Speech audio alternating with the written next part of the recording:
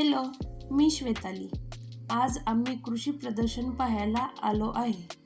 हे आपल्या जवळच म्हणजे कृषी प्रदर्शन बारामती येथे. येथे आल्यानंतर पहिल्यांदा तिकीट काउंटरवरून तिकीट खरेदी केले. एका व्यक्तीला 60 रुपये असे तिकीट होते. तुम्ही ऑनलाईन किंवा कॅश देऊ शकता.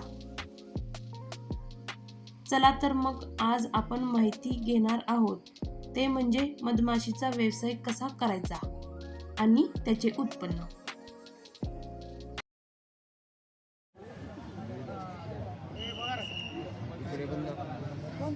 आता हे 2 मिनिटं आहे का? हे आगे पण नाही आणि साधं पण नाही.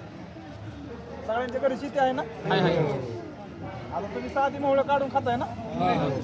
आता इथनं पुढं काढून खायची नाही. आता का काढून खायची नाही?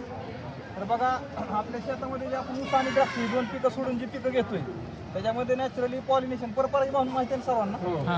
पॉलिनेशनसाठी हा मधमाशांचा फायदा होतो. त्याच्यामुळं इथनं पुढं काय करायचं, साधी मोहळं काढायची नाही, आधी मोहळं पण काढायची नाही.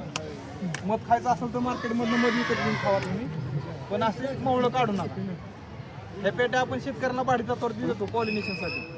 म्हणजे आपण शेतकऱ्यांना पेटी विकत नाही तर पण भाडी तत्वावरती देतो परपरागी करण्यासाठी. काय 2000 रुपये भाडं असतं, 2500 रुपये डिपॉझिट. आता ह्यात बारामती दौंड इंदापूर पुरंदर मधलं आहे का? किती दिवसासाठी? महिन्यासाठी. एका महिन्याचं भाडं असतं 2000 रुपये. काय प्रोसेस आहे? किती प्लेट? 10 प्लेट असतात. आता ते सांगतो बाहेर चला. माशा पाहिजे सर्वांनी.